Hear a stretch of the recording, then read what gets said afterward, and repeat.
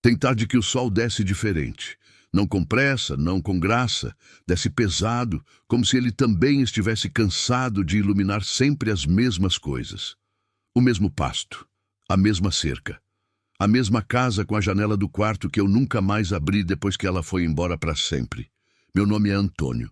53 anos carregados nas costas e uma fazenda no Cerrado Goiano que herdei do meu pai quando ele morreu. Assim como ele herdou do avô dele. Assim como tudo nessa terra passa de mão em mão sem pedir licença. Criei gado a vida inteira. Aprendi a ler o tempo olhando para o céu, a saber se vai chover pelo jeito que o vento dobra o capim, a conhecer cada animal pelo andar, pelo mugido, pelo jeito de encostar no mourão. Viúvo há 6 anos. 6 anos que parecem 6 décadas quando a casa é silenciosa demais, e a cama é larga demais, e o café da manhã você faz para um só. Minha esposa se chamava Conceição. Ela morreu de um derrame numa quinta-feira comum, num dia sem chuva, sem sinal nenhum de que aquele seria o último dia. Ela estava na cozinha, eu estava no pasto. Quando cheguei, ela já tinha ido. Dizem que foi rápido, que ela não sofreu. Mas isso é coisa que as pessoas falam para amenizar o que não tem como amenizar. O que ficou foi o silêncio.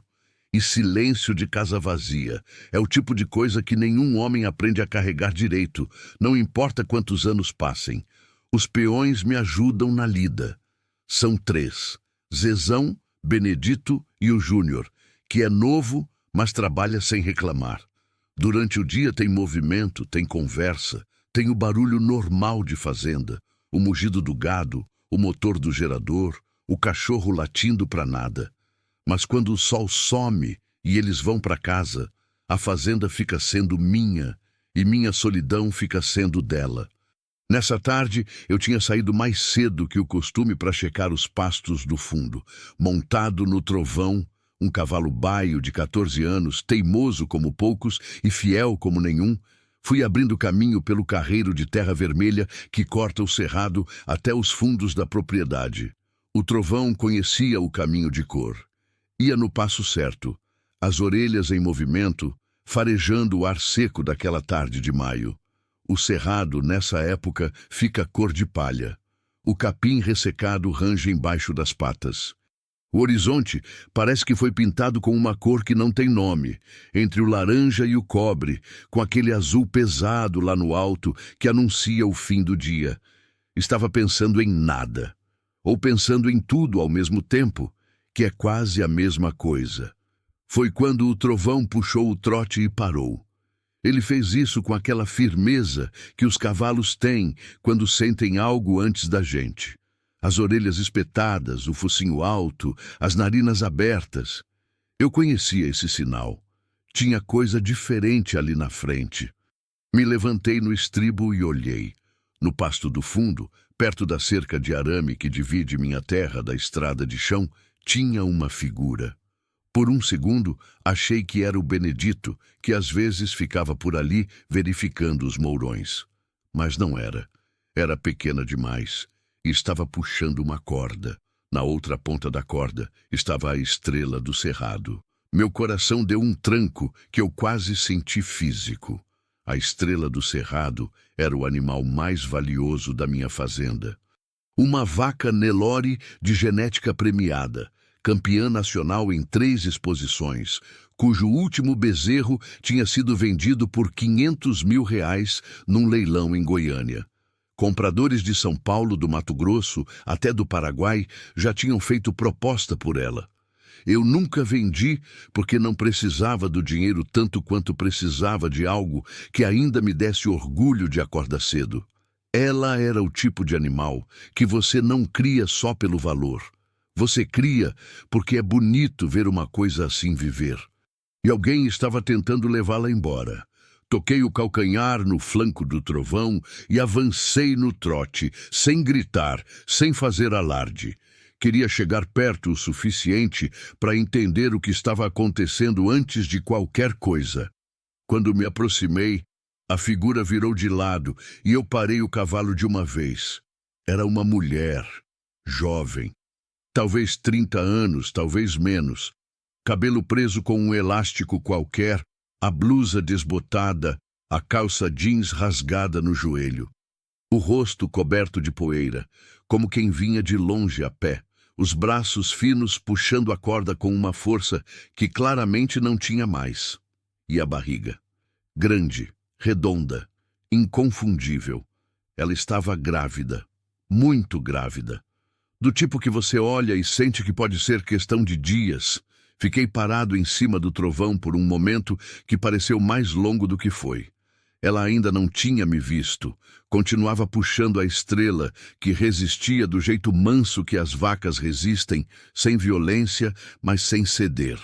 O animal pesava mais de 700 quilos. Aquela mulher não ia a lugar nenhum. Me aproximei mais. O trovão pisou numa graveta seca e o estalo foi suficiente. Ela virou. Os olhos dela eram escuros e fundos, do tipo que carrega coisa demais. Quando me viu em cima do cavalo, não gritou, não correu. Apenas parou, largou um pouquinho a corda, mas não soltou de vez. Como se ainda estivesse pesando alguma coisa por dentro. Desci do trovão devagar. Amarrei o freio num galho baixo do jatobá ali perto e fui andando na direção dela com passo de quem não quer assustar. A estrela me reconheceu e veio na minha direção, soltando a corda das mãos da mulher quase por conta própria. Ficamos os dois se olhando. A tarde queimava ainda. O vento morno passava baixo pelo capim ressecado. Um quero-quero gritou lá longe, como faz quando algo perturba o campo. Você sabe o valor desse animal? Perguntei. Não gritei, nem precisava. Ela abaixou a cabeça. Sei. A voz dela era baixa, mas firme. Não era a voz de quem está mentindo. Então por que está tentando levar minha vaca? Silêncio. O vento passou de novo. A estrela encostou o focinho no meu braço como faz sempre. A mulher levantou o rosto. Tinha poeira até na sobrancelha. Os olhos estavam secos, do tipo que já chorou tanto que secou por dentro. Mas a expressão era de quem foi longe demais para voltar. Porque meu filho vai morrer, disse assim, direto. Sem drama, sem choro, sem explicação que viesse antes. Só aquilo, como quem larga um peso que estava carregando há tempo demais. Eu fiquei quieto. Em 53 anos de vida, já ouvi muita coisa. Já vi fazendeiro perder tudo numa seca. Já vi família ser varrida de uma terra por dívida. Já vi homem bom dobrar sob o peso de uma perda que não deveria ter acontecido. Mas aquela frase dita assim, com aquela calma que só existe quando alguém já passou da fase do desespero e chegou num lugar mais fundo ainda, aquilo parou alguma coisa dentro de mim. Não chamei ninguém. Não fiz nada por um momento. Só olhei para ela e para a barriga dela e para o sol descendo no cerrado e pensei que às vezes a vida coloca você num lugar que você não escolheu para ver se você ainda é o tipo de pessoa que você acha que é. Como você se chama? Perguntei. Ela hesitou, como se o próprio nome tivesse ficado pesado. Helena. Helena. Repeti baixo, quase para mim. Me conta. E ela contou. Helena não contou tudo de uma vez. Foi saindo aos pedaços, do jeito que as histórias difíceis sempre saem. Uma frase, um silêncio, mais uma frase. Como quem tira espinho da mão devagar, porque dói menos assim, ou porque a gente já nem sabe mais se quer que pare de doer. Eu escutei sem interromper. O sol já estava quase na linha do horizonte. A luz ficou daquele tom avermelhado que o cerrado ganha no fim do dia. Aquela cor que parece incêndio, mas é só beleza. O trovão pastava tranquilo ali perto. A estrela tinha ido devagar de volta para o pasto, como se soubesse que a história tinha mudado de rumo. O filho de Helena se chamava Miguel. 5 anos. Cabelo crespo, olho vivo. Aquele tipo de criança que pergunta o nome de tudo e ri fácil. Ela falou do filho com aquele jeito que as mães têm, misturando orgulho e dor numa mesma respiração, sem conseguir separar uma coisa da outra. A doença tinha aparecido quase sem aviso. Primeiro foi o cansaço, que ela achou que era frescura de criança. Depois a febre que não passava. Depois, os exames que voltaram com um resultado que ela não sabia ler, mas o médico leu para ela com um rosto sério demais. Leucemia. Tratável, o médico disse. Mas caro. E rápido, porque esse tipo de coisa não espera ninguém juntar dinheiro. O marido dela, um homem chamado Rodrigo, tinha sumido alguns meses antes. Não foi embora de uma vez. Foi sumindo aos poucos, do jeito covarde que alguns homens somem, chegando mais tarde, saindo mais cedo, até que um dia simplesmente não voltou mais. Helena ficou sabendo depois, por uma vizinha, que ele estava metido com gente ruim. Roubo de gado em fazendas da região. Que tinha fugido da polícia levando o pouco que sobrou na conta deles. Ela ficou sozinha, grávida de 6 meses, com um filho doente, numa casinha de madeira a uns 12 quilômetros dali, numa estradinha de chão que nem nome tinha no mapa. Vendeu o que tinha. A geladeira foi primeiro, depois o fogão a gás voltou a cozinhar na lenha, depois a televisão que Miguel adorava, depois a cama de casal que ela dormia sozinha de qualquer jeito. Juntou um dinheiro, mas era pouco. O tratamento custava muito mais. Na noite anterior, o médico da cidade tinha ligado. Disse que se o tratamento não começasse até o fim da semana, Miguel não resistiria. Fim da semana era dali a 4 dias. Ela passou a noite acordada numa casa sem geladeira, sem fogão a gás, com o filho deitado numa cama de solteiro e a barriga pesada demais para qualquer posição ser confortável. E em algum momento daquela madrugada, ela tomou uma decisão. Não era uma boa decisão. Ela sabia disso. Mas era a única que ela ainda tinha. Tinha ouvido falar da Estrela do Cerrado numa conversa de feira, que valia uma fortuna, que ficava no pasto do fundo de uma fazenda de um viúvo velho que vivia sozinho. Não era um plano elaborado. Era desespero com pernas, andando na direção de qualquer coisa que parecesse saída. Ela caminhou os 12 quilômetros de manhã cedo, com o sol ainda fraco e a barriga na frente. Entrou pela cerca baixa dos fundos. Achou a vaca. E foi tentando. Quando terminou de contar, ficou olhando para o chão, não pediu desculpa, não me olhou esperando misericórdia. Ficou quieta do jeito de quem já não espera mais nada de ninguém e está apenas cansada de estar em pé. Eu fiquei um tempo sem falar. Pensei em Conceição. Pensei em como ela teria reagido se estivesse ali ao meu lado naquele momento. Ela sempre foi mais rápida que eu para as coisas do coração. Eu levava tempo para sentir. Ela já estava agindo quando eu ainda estava pensando. Mas ela não estava mais aqui para agir por mim. Onde está o Miguel agora? Perguntei. Em casa. A voz dela estava baixa. Deixei ele dormindo. Falei que voltava logo. Sozinho? Ela fechou os olhos por um segundo. Não tinha opção. Não falei nada sobre isso, não era a hora. Vem. Virei para o trovão, afrouxei o nó do freio e peguei as rédeas. Me leva até a sua casa. Ela me olhou com uma expressão que eu não soube nomear direito. Não era alívio, não era medo, não era gratidão. Era algo mais cru que tudo isso. Era a cara de quem esperava qualquer coisa menos aquilo. Por quê? Porque eu preciso ver o menino antes de decidir qualquer coisa. Ela ficou parada por um momento. Depois assentiu, uma vez, devagar. Não ofereci o cavalo para ela. Com aquela barriga, subir e descer do trovão seria mais perigoso que andar. Fui a pé do lado dela, com o trovão no cabresto, pelo carreiro que sai pelos fundos da fazenda e desce até a estradinha de chão. Andamos sem falar muito.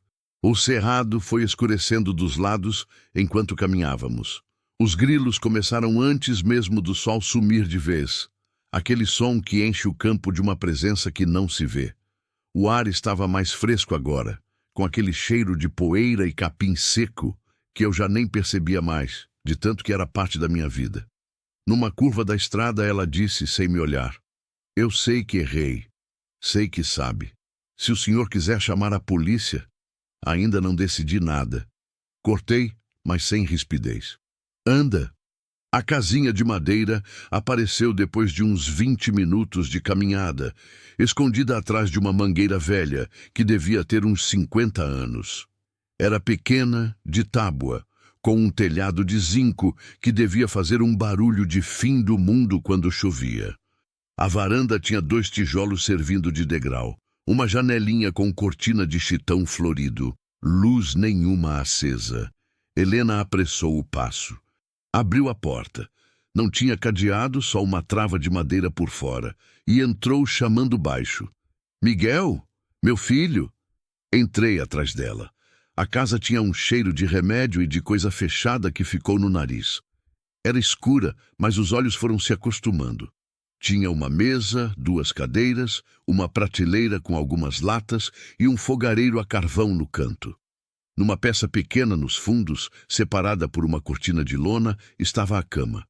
O menino estava ali, deitado de lado, com um lençol fino até a cintura, os olhos fechados. Parecia pequeno demais para uma cama de solteiro. Parecia pequeno demais. Ponto. O rosto era miúdo, com aquelas maçãs de criança que você vê e sente que existe algo no mundo que precisa ser protegido.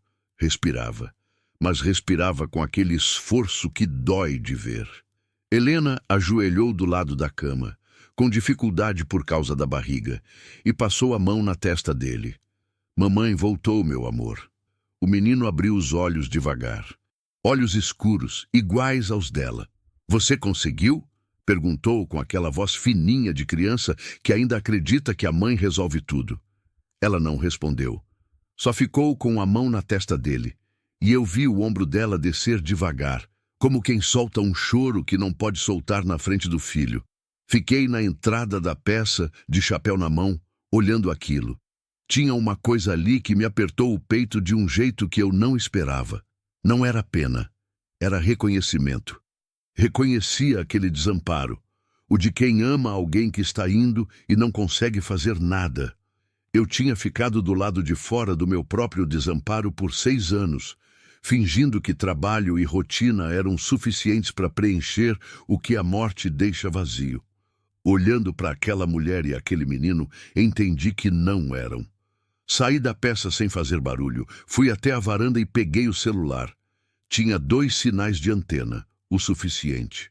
Liguei para o Dr. Regis, médico lá da cidade de Porangatu, que eu conhecia há anos, que já tinha tratado uns peões meus de coisa séria e sempre foi direto comigo.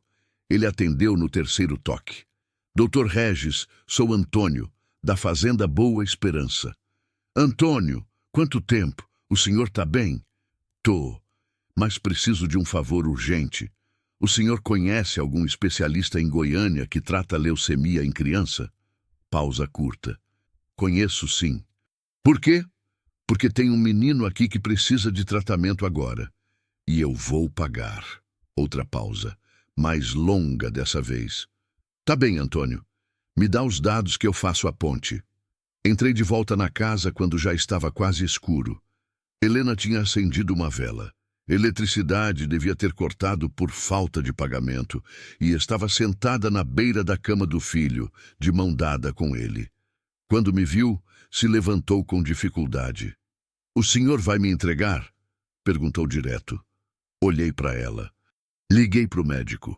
O tratamento do Miguel começa essa semana. Eu pago." Ela ficou parada. A vela balançou com o vento que entrou pela fresta da porta. "Por quê?" A voz dela saiu pequena, quase sem ar. Pensei antes de responder. Porque havia muitas respostas, e nenhuma delas era simples. Porque Conceição teria feito isso sem nem perguntar por quê. Porque 53 anos sozinho te ensinam que dinheiro é a coisa mais fácil de gastar e a mais difícil de usar bem. Porque aquele menino tinha olhos que mereciam continuar abertos, mas disse apenas, porque seu filho não tem culpa de nada. Os primeiros dias foram estranhos, não do jeito ruim, do jeito que é estranho quando algo muda numa vida que estava parada há tempo demais e você não sabe bem se o desconforto que sente é resistência ou é só o barulho de uma ferrugem quebrando. Eu tinha arranjado uma carona com o Zezão para levar Helena e Miguel até Porangatu no dia seguinte. O Dr. Regis tinha feito contato com um oncologista em Goiânia, e as coisas tinham se encaminhado mais rápido do que eu esperava. Quando você paga à vista, o mundo gira numa velocidade diferente, e isso é uma verdade feia, mas é verdade do mesmo jeito. Miguel foi levado para a capital com uma ambulância particular que custou o que custou. E o tratamento começou numa quarta-feira de manhã, enquanto eu estava aqui no Cerrado, trocando um arame partido na cerca do Pasto 3. Fiquei sabendo por mensagem de texto. Helena mandou 3 palavras. Começou. Obrigada, Deus. Guardei o celular no bolso e continuei esticando o arame. O Zezão ficou me olhando de um jeito. O senhor tá bem, seu Antônio? Tô trabalhando, Zezão. É, mas tá com cara de quem tá pensando mais do que trabalhando. Não respondi. Ele não estava errado. Passaram-se 2 semanas. Miguel ficou em Goiânia com uma tia de Helena, que apareceu quando a situação ficou séria. Família é assim, some na bonança, aparece na tempestade. Helena voltou para a casinha de madeira porque não queria ficar longe da terra que conhecia, e porque o bebê estava chegando e ela não queria parir numa cidade estranha. Foi ela que apareceu na fazenda numa manhã de terça. Bateu na porteira com aquele jeito que as pessoas batem quando não sabem se são bem-vindas, devagar, como se o barulho pudesse machucar. Eu estava no terreiro bebendo café quando o cachorro latiu. Fui ver. Ela estava ali de vestido xadrez desbotado, a barriga ainda maior que da última vez, um saco de tecido na mão. Bom dia, seu Antônio. Bom dia. Silêncio. Vim ver se o senhor precisava de ajuda com alguma coisa. Olhei para ela. Olhei para a barriga dela. Olhei de volta para ela. Com essa barriga, grávida não é doença, disse firme, sem rispidez, mas sem margem para discussão também. Fiz um gesto vago na direção da cozinha. Café tá quente. Ela entrou. Não foi uma coisa planejada. Foi acontecendo do jeito que as coisas boas às vezes acontecem, sem anúncio, sem cerimônia, sem ninguém decidindo nada de forma oficial. Helena começou a aparecer de manhã e ia embora antes do anoitecer. Primeiro ficava na cozinha, que estava num estado que eu nem percebia mais de tão acostumado. Panela sem lugar certo, tempero sem ordem, a bancada com aquela camada de descuido que se acumula quando ninguém está olhando com carinho para um espaço. Ela reorganizou tudo, sem pedir licença e sem fazer alarde. Num dia, eu entrei para buscar água e o sal estava onde fazia sentido o sal estar. Não disse nada. Ela também não. Depois passou para o pomar. Tinha umas laranjeiras nos fundos do terreiro que eu deixava a fruta cair no chão, de tanto que não me lembrava mais de colher. Ela começou a cuidar delas, podou os galhos secos, limpou o mato em volta, colheu o que tinha para colher. Benedito veio me falar baixo um dia. Seu Antônio, a moça sabe o que faz. Sei. O senhor sabe quem ela é, né? A que tentou levar a estrela. Sei. Ele me olhou por um segundo. Tá bem. E foi embora sem mais comentário. O Júnior, o mais novo dos peões, passou a ajudá-la a carregar as coisas mais pesadas sem que ninguém mandasse. Tinha esse jeito nela de fazer as pessoas quererem ajudar. Não por fraqueza, mas porque ela trabalhava com uma seriedade que puxava a seriedade dos outros junto. As conversas foram chegando aos poucos. Na fazenda, o fim do dia tem um jeito próprio. Quando o serviço para e o silêncio volta, ele volta diferente do silêncio da madrugada. É mais macio, mais aberto. Os peões iam embora, o cachorro se deitava na varanda, o céu do cerrado acendia aquelas cores que não precisam de nome. Helena ficava na varanda descascando alguma coisa ou só olhando para o horizonte antes de ir embora. Uma tarde, sem olhar para mim, ela perguntou: "A senhora que morava aqui era boa pessoa?" Demorei um segundo. Era a melhor. "O senhor sente falta?" "Todo dia." Ela assentiu devagar. como quem guarda uma informação que entende sem precisar explicar. Eu nunca tive muito, disse ela depois, mas o pouco que tinha, eu achei que era sólido. Aí o Rodrigo foi embora e eu vi que não era nada. Era só ele segurando e eu não sabia. Às vezes a gente confunde o que tem com quem está do lado. Ela me olhou. É exatamente isso. Ficamos em silêncio. O quero-quero lá no pasto gritou 2 vezes. A luz foi mudando de laranja para roxo devagar. Seu Antônio. A voz dela era diferente quando ia dizer algo que custava. Porque o senhor fez isso pelo Miguel. De verdade. Pensei bastante antes de responder. Não queria dar uma resposta bonita. Queria dar uma resposta verdadeira. Porque quando minha esposa morreu, eu me fechei. Parei, busquei as palavras certas. E ficar fechado por muito tempo vai enrijecendo a gente por dentro, que nem madeira que seca torta. Quando eu olhei para você naquele pasto, eu vi alguém que ainda não tinha desistido. E me pareceu errado deixar alguém assim sem ajuda. Ela ficou olhando para o horizonte. O senhor não é o que parece, não. Como eu pareço. Parece bravo. Quase sorri. Sou bravo às vezes. Mas não é só isso. Não, não é só isso. Miguel ligava para o celular da mãe toda noite às 8 horas. Ela atendia sempre do mesmo jeito, com aquela voz que muda quando a gente fala com quem ama. Mais suave, mais viva. Numa dessas noites, eu ouvi sem querer, da cozinha, ela dizendo: "Tô bem, meu amor. Aqui tô sendo cuidada. Não por ninguém assim. É um fazendeiro velho." Fiz que não ouvi, mas o velho me arrancou um sorriso que eu não esperava. O Dr. Regis ligou no fim da segunda semana com um relatório que me fez sentar na cadeira da varanda e ficar olhando pro nada por uns 5 minutos. Miguel estava respondendo bem ao tratamento. Muito bem. O médico disse que se continuasse assim, em 6 meses o menino estaria limpo. Quando contei para Helena, ela ficou quieta por um tempo longo. Depois disse: "Eu sabia que ele ia reagir.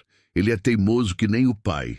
E aí parou, como se o pai tivesse saído sem querer e ela não soubesse o que fazer com aquela palavra no ar. Eu deixei ela ficar assim. Não fui preencher o silêncio com nada. Às vezes o que as pessoas precisam é que alguém simplesmente aguente ficar junto no silêncio delas, sem tentar consertar. Numa tarde de sábado, estávamos no terreiro quando ela parou de repente no meio de um passo. Ficou parada, uma mão na barriga, a outra agarrando o mourão da porteira. Helena deu uma aperto. A voz era calma, mas o rosto não era. Aperto de contração?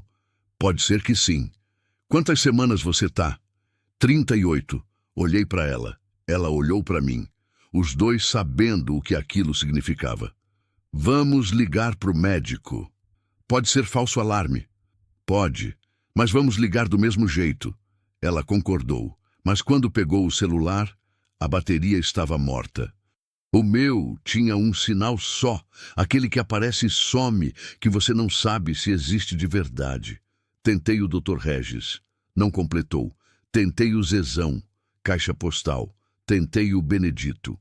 O telefone nem chamou. Helena tinha apoiado as 2 mãos na porteira agora, a cabeça levemente curvada para frente. Veio outra, disse ela, entre os dentes. Contei mentalmente. Menos de 6 minutos entre uma e outra. O sol estava descendo. A estrada de chão que levava até a cidade mais próxima tinha 42 quilômetros. O Zezão tinha levado o único carro da fazenda para a cidade desde a manhã e não voltava antes da noite. Olhei para o trovão, que estava no pasto perto da cerca, me olhando de volta com aquela cara de quem sabe que vai ser chamado. A noite estava chegando no cerrado e eu estava sozinho com uma mulher em trabalho de parto, sem telefone, sem carro, sem ninguém. Tem situação que a gente passa a vida inteira sem saber se está preparado e quando chega não tem tempo de descobrir. Tem que agir. Fui até o trovão num passo rápido, peguei as rédeas e trouxe ele até a porteira. Não para montar, para pensar enquanto movia o corpo, porque minha cabeça funciona melhor quando as mãos estão ocupadas. Helena estava de pé, apoiada no mourão. respirando fundo com aquela concentração de quem aprendeu a transformar dor em tarefa. Quanto tempo entre as últimas duas? Perguntei. Umas 5, 6 minutinhos. E antes disso, o dia todo tive umas pontadas. Achei que era o peso. Não era o peso. Era o bebê avisando que não ia esperar por ninguém. Pensei rápido. A casinha de Helena ficava a 12 quilômetros. Inútil. A cidade mais perto, Uruaçu, ficava a 42 de estrada de chão, sendo que os primeiros 20 eram de um carreiro que afunilava num trecho de barro que a chuva da semana passada tinha deixado intransitável até para carro, quanto mais a pé ou a cavalo com mulher em trabalho de parto. O trovão não era opção de transporte, não com ela assim. O que eu tinha era a fazenda. E dentro da fazenda, o que eu tinha era o que sempre tive. As mãos, a cabeça e o que Conceição me ensinou sem querer, só de existir do meu lado por 22 anos. Helena, você consegue andar até dentro de casa? Consigo. Então anda. Devagar, no seu tempo. Ela soltou o mourão e foi. Cada passo era calculado. O corpo dela já num ritmo próprio que eu não controlava e ela também não. Era o bebê que controlava agora. Entrei na frente, fui direto para o quarto que era quarto de hóspede, e nunca tinha hóspede. A cama estava limpa. Conceição sempre insistiu em lençol trocado, mesmo em quarto que ninguém usava. Porque a gente nunca sabe quando alguém vai precisar, ela dizia. Eu nunca entendi esse hábito. Naquela hora, agradeci. Puxei o lençol, ajeitei o travesseiro, fui à cozinha pegar água e botar para ferver. Não porque eu soubesse exatamente o que fazer. É que água fervendo dá uma sensação de que você está fazendo algo útil quando o pânico quer entrar. Helena chegou à porta do quarto. Parou na soleira. Nunca imaginei que fosse ser assim, disse ela. Um sorriso pequeno, do tipo que aparece no lugar errado na hora errada, mas aparece do mesmo jeito. Nenhum parto é como a gente imagina. O senhor já viu um? Vi muitos. Parei. De vaca. Ela me olhou. Jesus. Mas os princípios são parecidos. Falei sério, porque era sério. Ela deu uma risada curta que virou um gemido no meio porque veio outra contração. Segurou a porta com as duas mãos, abaixou levemente os joelhos, respirou pelo nariz e soltou pela boca com um som controlado que me disse que ela tinha mais força do que aparentava. Quando passou, ela endireitou o corpo devagar. Tá chegando, disse. Eu sei como é. O Miguel foi assim. Então você sabe o que fazer melhor que eu. O senhor vai ter que ajudar. Vou. Não disse isso com coragem. Disse com a única coisa que eu tinha disponível naquela hora, que era a decisão de não recuar. Fui buscar mais lençóis, a toalha mais limpa que tinha, a tesoura que Conceição guardava na gaveta da cozinha junto com um rolo de barbante. Ela usava para amarrar os temperos que pendurava para secar. E eu nunca mexi naquilo, porque mexer nas coisas dela era uma forma de aceitar que ela não voltava. Naquela noite, precisei mexer. Peguei tudo. Lavei as mãos com sabão 3 vezes. Quando voltei para o quarto, Helena já estava deitada de lado, os olhos fechados, a respiração marcando o ritmo das contrações que vinham cada vez mais próximas. Pus a vela no candelabro velho que ficava no criado mudo. A luz elétrica do quarto tinha uma lâmpada queimada que eu nunca troquei. E a luz ficou daquele amarelo trêmulo que faz os quartos parecerem mais antigos. Seu Antônio, ela disse sem abrir os olhos. Tô aqui. O senhor tem medo? Fiquei quieto 1 segundo. Tenho. Eu também. Pausa. Mas ela vai ficar bem. Ela? Um sorriso fraco no rosto dela. Eu sei que é menina. Sei desde o começo. O que aconteceu nas próximas horas eu não sei descrever em ordem, porque não foi uma coisa ordenada. Foi intenso e silencioso ao mesmo tempo. Foi difícil e simples ao mesmo tempo. Foi o tipo de experiência que embaralha o tempo e você só consegue ver direito depois que passou. Helena era forte de um jeito que eu não esperava e, ao mesmo tempo, esperava completamente. porque eu já tinha visto força assim nela, naquele pasto, naquele olhar que não pediu perdão, mas não escondeu a verdade. Eu fiz o que podia, fiz o que ela me pedia. Segurei quando precisou segurar. Falei quando precisou ouvir uma voz. Fiquei quieto quando o silêncio era o que ajudava. E quando o choro chegou, fino, novo, vivo, foi uma coisa que parou o ar dentro do meu peito. Um choro que não era de dor. Era de chegada. Peguei a menina com cuidado que eu não sabia que minhas mãos tinham. Era pequena e rosada e barulhenta do jeito mais bonito que existe. Enrolei na toalha limpa. Coloquei no peito da mãe. Helena abriu os olhos. Olhou para a filha. E o rosto dela fez uma coisa que eu não tenho palavra certa. Não foi choro, não foi sorriso. Foi os dois ao mesmo tempo, misturados com cansaço e alívio e amor daquele tipo bruto que não precisa de explicação. Oi? Ela disse para a menina. Só isso. Baixinho, como segredo. Fui até a janela, precisava de um segundo. Lá fora o cerrado estava quieto. A lua tinha subido sem eu perceber, daquelas luas grandes do interior que iluminam o campo inteiro e fazem a sombra das árvores caírem no chão duro. O trovão estava no pasto, parado, como se também estivesse esperando saber como tinha terminado. Respirei fundo o ar da noite. Tinha cheiro de terra e capim e daquele fresco que o cerrado ganha depois da meia-noite, quando o calor do dia finalmente vai embora e o campo descansa. Fiquei ali uns minutos. Pensei em Conceição outra vez, mas diferente. Não com aquela dor pesada que carrega culpa e saudade misturados. Pensei com algo mais parecido com gratidão, por ela ter me ensinado, só de existir, que cuidar de alguém não diminui ninguém, que um homem duro pode ter mãos gentis, que fazenda e ternura não são coisas opostas. Quando voltei para o quarto, Helena estava com a menina no peito, os dois dormindo quase. Me olhou com um cansaço que era também paz. Obrigada, disse. Não precisava. Precisava sim. Firmeza tranquila na voz. O senhor salvou 2 vidas essa noite. Fiquei na porta sem saber o que fazer com aquilo. 3, corrigi baixo. O Miguel também. Ela fechou os olhos de novo. Fui para a cozinha fazer café porque não ia conseguir dormir e porque café era a única forma que eu conhecia de comemorar alguma coisa em silêncio.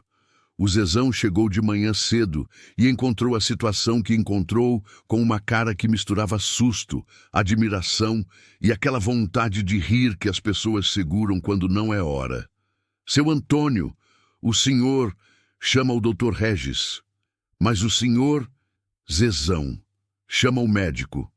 Ele foi correndo. O doutor Regis chegou até o meio-dia, examinou Helena e a menina, disse que as 2 estavam bem, melhor do que esperava para um parto sem assistência, e me olhou com aquela cara de médico velho que já viu de tudo, mas ainda se surpreende às vezes. Antônio, você tem noção do que fez? Fiz o que precisava ser feito. Sim, ele assentiu devagar. Mas nem todo mundo faz.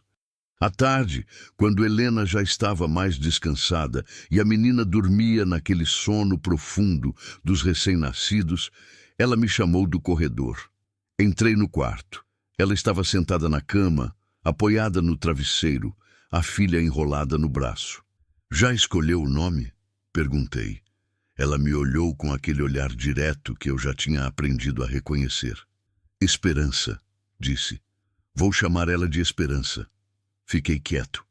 Por que Esperança? Ela olhou para a filha por um segundo, depois voltou para mim. Porque foi isso que encontrei aqui, quando achei que não existia mais nenhuma. O sol da tarde entrava pela janela do quarto, a mesma janela que eu nunca abria, que ficou fechada por 6 anos depois que Conceição foi embora. Alguém tinha aberto durante o dia, sem eu perceber. A luz entrava em diagonal, iluminando o pó que flutuava no ar, aqueles pedacinhos de nada que a gente só vê quando a luz pega no ângulo certo. Olhei para a janela aberta. Não fechei. Tem coisa que muda sem avisar. Não tem trovão, não tem momento dramático, não tem o dia exato em que você acorda diferente. É mais lento que isso. mais silencioso, como quando a estação vai mudando e você só percebe que mudou quando olha para o campo uma manhã e o capim está de uma cor que não estava antes. Foi assim que a fazenda foi mudando. Ou fui eu que fui mudando, e a fazenda foi ficando do meu lado do jeito que sempre esteve, esperando eu me mover primeiro. Helena ficou por mais 3 semanas depois do nascimento da Esperança. Ficou porque o Dr. Regis recomendou repouso, ficou porque a casinha de madeira não tinha condição de receber recém-nascido, e ficou porque, isso nenhum dos dois disse em voz alta, tinha ficado confortável demais para ir embora depressa. Eu cedi o quarto de hóspedes sem cerimônia, dormia no meu e não falamos mais sobre isso. Os peões se acostumaram rápido. O Benedito passou a perguntar todo dia se a senhora Helena precisava de alguma coisa antes de ir embora. O Júnior construiu um berço simples de madeira de peroba num fim de semana. Sem ninguém pedir, apareceu na segunda-feira com aquilo desmontado na caçamba e montou no quarto com um martelo e um prego de cada vez. A estrela do cerrado pastava no fundo sem saber que tinha sido o centro de tudo aquilo. A fazenda, que por 6 anos tinha cheiro de só um homem vivendo nela, foi ganhando outros cheiros. Café passado cedo, fralda secando na corda, o talco que Helena usava na Esperança toda manhã, a fruta do pomar que ela continuou colhendo mesmo no repouso, do jeito teimoso que ela fazia tudo. Eu não reclamei de nenhum desses cheiros. Miguel ligava todo dia às 8. Na 3ª semana, o médico de Goiânia ligou para mim diretamente. Helena tinha me colocado como contato de emergência, sem me perguntar antes. E eu só soube quando o telefone tocou com um número de Goiânia que eu não conhecia. O médico era jovem, falava rápido, mas parou no meio para respirar quando foi dar a notícia. O Miguel está respondendo excepcionalmente bem ao tratamento, melhor do que os parâmetros esperados para esse estágio. Se continuar assim, ele pode ter alta em 2 meses e meio. Fiquei em silêncio. O senhor está aí? Tô. Engoli seco. Pode repetir essa parte do excepcionalmente bem? Ele repetiu, com as mesmas palavras. Desliguei e fui até a varanda. Sentei na cadeira de balanço que estava ali desde o tempo do meu pai, aquela que range num ponto específico toda vez que você balança. E fiquei olhando para o campo. O sol estava alto, o trovão pastava perto da cerca velha. Um casal de araras passou voando baixo sobre o cerrado com aquele colorido que parece impossível de existir num lugar tão seco. Fiquei olhando por um tempo. Depois fui buscar Helena. Ela estava na cozinha com a Esperança no braço, mexendo algo no fogareiro com a mão livre, naquele equilíbrio impossível que as mães desenvolvem e os outros nunca entendem. Helena. Ela virou. Eu disse o que o médico tinha dito, palavra por palavra, do jeito que eu tinha ouvido, sem tirar nem colocar nada. Ela ficou me olhando enquanto eu falava. Quando terminei, ela abaixou a cabeça devagar sobre a Esperança, encostou a testa na testa da filha e ficou assim por um tempo que eu não contei. Não fiz nada. Não fui consolar. Não falei que estava tudo bem, não enchi o silêncio com nada. Aprendi com Conceição que tem hora que consolar é só uma forma egoísta de interromper o choro de alguém porque a gente não aguenta ver. Deixei ela chorar. E fui para fora dar uma volta à toa pelo terreiro, chutando pedrinhas, fingindo inspecionar uma cerca que não precisava de inspeção. Foi numa tarde de sexta-feira que ela veio falar comigo de um jeito diferente. Eu estava na varanda consertando o arreio do trovão. O couro estava ressecado, precisava de graxa nova, quando ela chegou e sentou na cadeira do lado sem ser convidada, do jeito que ela fazia tudo, como se o espaço já fosse dela antes mesmo de ocupar. A Esperança dormia lá dentro.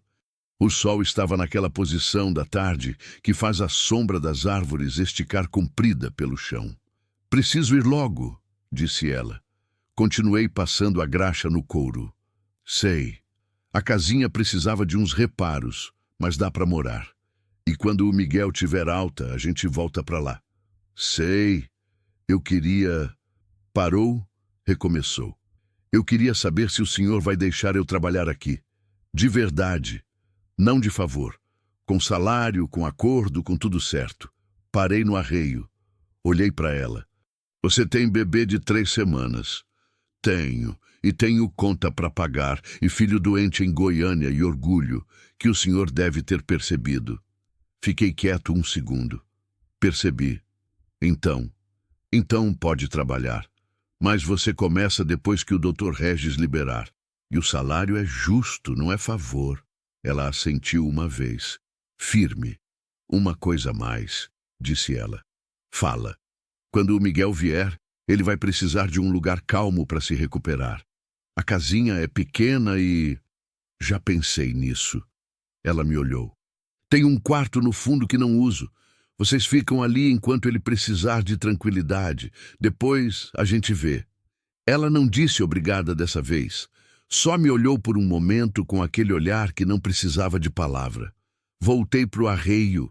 Ela ficou sentada do lado em silêncio, olhando para o campo, e aquilo foi a coisa mais natural do mundo. 2 adultos cansados sentados numa varanda no fim da tarde, sem precisar preencher o ar com nada. Miguel chegou numa manhã de agosto. Eu soube antes pela poeira da estrada. Aquela nuvem vermelha que levanta quando o carro está chegando de longe. Fui até a porteira sem pressa, chegando lá quando o carro do Zezão ainda estava parando. A porta abriu e o menino desceu. Cabelo crespo, olho vivo. Mais magro do que devia, mais pálido do que a foto que Helena tinha me mostrado. Mas de pé, andando, com aquele trote de criança que não para quieta mesmo quando deveria. Quando viu a mãe, saiu correndo. Helena ajoelhou no chão da estrada de terra sem se importar com a calça, e ele jogou o corpo nela com a força que tem aquele tipo de abraço que foi represado por muito tempo. Eu fiquei na porteira, de chapéu na mão, olhando. O Trovão, que estava do lado de fora da cerca por acaso, espetou as orelhas na direção do menino. Miguel, ainda abraçado na mãe, virou o rosto na direção do cavalo. Que cavalo grande! Disse. Chama Trovão, respondi. Ele me olhou. Eu o olhei. Aquela avaliação silenciosa que criança faz com um adulto desconhecido, medindo se tem perigo ou não. Depois, ele olhou para o cavalo de novo. Posso chegar perto? Pode. Ele é manso com quem não tem medo. O menino foi devagar, a mão pequena aberta. O Trovão abaixou o focinho, farejou, ficou quieto. Miguel colocou a mão na testa do cavalo, com aquela delicadeza que surpreende quando vem de criança. Oi, Trovão, disse baixinho. O Trovão ficou parado, aceitando. Eu fiquei olhando aquilo e senti alguma coisa que levou 1 segundo para nomear. Era alegria. Simples assim, daquele jeito raro que não pede justificativa. As semanas seguintes tiveram um ritmo que eu não conhecia mais. Miguel se recuperava devagar, mas consistente. Ficava boa parte do dia na varanda, que o médico recomendou por causa do ar. E o ar do Cerrado em agosto é seco e limpo, cheio de cheiro de pequi que vem de longe, daquele tipo de ar que parece que faz bem só de respirar. O menino tinha uma curiosidade que cansava e alegrava ao mesmo tempo. Perguntava o nome de todo capim, de todo pássaro, de todo bicho que aparecia no terreiro. Por que a terra era vermelha? Por que o céu ficava tão azul no interior? Por que a estrela do Cerrado tinha esse nome? Essa última eu expliquei com cuidado. Ela é campeã. Venceu o concurso de gado no Brasil inteiro.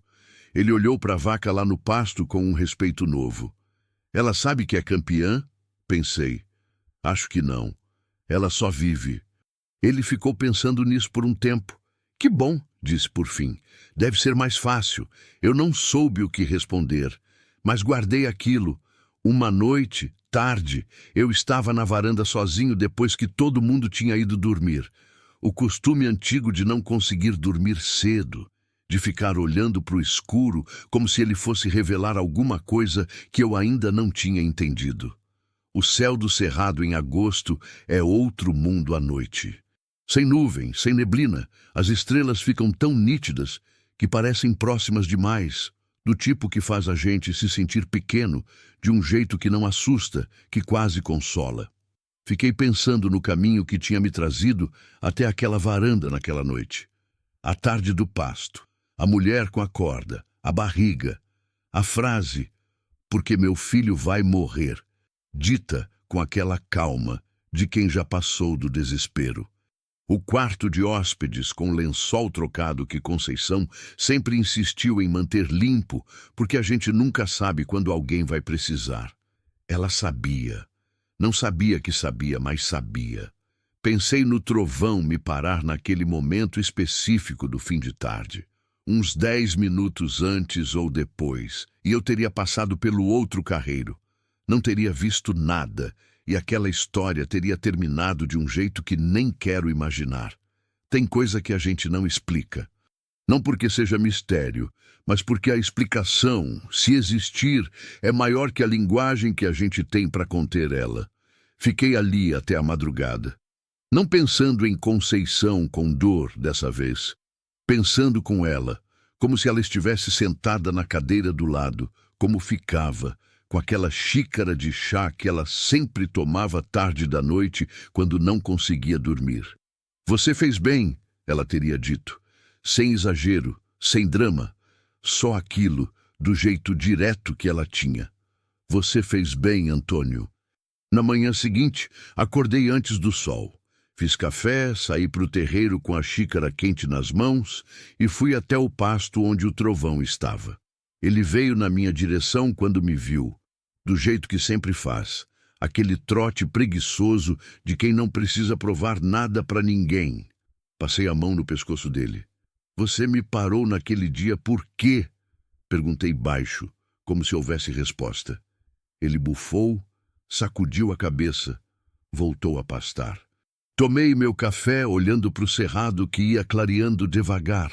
Aquela luz que começa no horizonte e vai subindo, empurrando a escuridão de cima, deixando ver o campo, a cerca, a mangueira velha, a casinha de madeira lá no fundo, onde Helena tinha vivido antes, que eu tinha mandado reformar e agora tinha telhado novo e janela com vidro. Do lado da casa principal, pelo quarto do fundo, saiu uma luz acesa. Helena estava acordada, provavelmente com a esperança que ainda não tinha aprendido a diferenciar noite de dia. Depois, ouvi passos leves na varanda. Miguel apareceu com o cabelo amassado de sono, descalço, o pijama grande demais. Bom dia, seu Antônio. Bom dia, Miguel. Ele veio ficar do meu lado. Ficamos os dois olhando para o campo que clareava. Que horas o sol nasce? Ele perguntou. Daqui uns 20 minutos. Todo dia à mesma hora? Vai mudando ao longo do ano, mas toda manhã nasce. Ele ficou pensando nisso. E quando fica nublado, o sol também nasce. Nasce. A gente é que não vê. Ele assentiu, satisfeito com a resposta, como as crianças ficam quando o mundo faz sentido de um jeito que elas esperavam. Ficamos em silêncio. O cerrado foi clareando aos poucos. O capim ressecado foi ficando visível, aquela cor dourada da manhã que o interior tem e que eu devia ter parado mais vezes na vida para olhar. Os pássaros foram chegando. Primeiro um, depois vários, aquele barulho de campo que começa baixo e vai crescendo até ser a coisa mais cheia de vida que você já ouviu. O sol veio, devagar, como sempre, como se soubesse que tem coisas que não devem ser apressadas. Miguel suspirou fundo, satisfeito. Todo dia assim? Perguntou. Olhei para ele, olhei para o sol. Todo dia assim. Ele enfiou a mão na minha, pequena demais para mão de homem acostumada a trabalho bruto, e ficou segurando, olhando para o horizonte com aquela atenção de criança que ainda acha o mundo uma novidade. Eu não tirei a mão. Fiquei ali, de pé no pasto, com um menino que quase não existia mais e um sol que nascia igual todos os dias, e senti que tinha uma coisa que eu tinha esquecido o nome por muito tempo. Presença. Simplesmente estar ali, não amargurando o passado, não temendo o que não chegou ainda. Só presente naquele chão vermelho, naquele cerrado que a minha família pisava há gerações, naquela manhã que era idêntica a milhares de outras e ao mesmo tempo não se parecia com nenhuma. Mais tarde, quando o sol já estava alto e Helena tinha saído com a esperança no colo e os peões chegavam para o serviço, eu fui até o galpão, peguei a caixa de ferramentas e subi na escada. Troquei a vidraça trincada da janela do quarto. Era uma coisa simples. Levou 10 minutos. Mas era uma coisa que eu não tinha feito em 6 anos, porque não tinha motivo urgente o suficiente. Agora tinha. A estrela do cerrado ainda está aqui na fazenda. Continua valendo o que vale. Uma fortuna em carne e genética e prêmio acumulado. Mas quando eu olho para ela no pasto agora, o que vejo não é o preço. É a tarde em que uma mulher com a barriga enorme e os olhos cansados puxou uma corda com tudo que tinha, não por ganância, não por maldade, mas pelo amor mais irracional e necessário que existe. O animal mais valioso daquela história nunca foi a vaca. Nunca foi o dinheiro do tratamento, nem o berço de peroba que o Júnior fez no fim de semana. Foi uma criança com olho vivo que pergunta o nome de tudo. Foi uma mãe que caminhou 12 quilômetros de terra vermelha sem desistir. Foi uma menina que nasceu numa noite de vela com cheiro de cerrado e ganhou o nome certo. E foi um homem velho e enrijecido que o trovão parou num pasto no fim de tarde, por acidente, por destino, por aquela coisa que não tem nome, mas que a gente sente quando acontece. Às vezes eu acordo de madrugada e fico escutando a fazenda. Tem o som dos grilos, o vento na cerca, o couro do trovão rangendo no tronco quando ele se coça. Tem o choro baixo da esperança, que já está dormindo melhor, mas ainda acorda uma vez por noite. Tenho passos de Helena no corredor, leves, de quem aprendeu a andar sem acordar ninguém. E tem um silêncio diferente do que eu conhecia. Não o silêncio de coisa vazia, o silêncio de coisa cheia em repouso. Aprendi, tarde, como aprendo quase tudo, que solidão e solitude não são a mesma coisa. Solidão é o que você sente quando está sozinho e não queria estar. Solitude é o que você tem quando aprende a estar consigo mesmo sem se assustar. Passei 6 anos confundindo uma com a outra. E foi preciso uma mulher desesperada, um menino doente, uma menina que ainda não sabia respirar direito e um cavalo teimoso para me mostrar a diferença. Conceição teria adorado essa história toda. Teria me olhado com aquele sorriso de canto de boca que ela tinha, o que significava, eu sabia que você era capaz disso. E teria ido fazer café antes mesmo de eu terminar de contar. Eu teria reclamado que ela não tinha esperado o fim. Ela teria dito que já sabia o fim. Talvez soubesse mesmo. O sol está nascendo agora. Vou acordar o menino.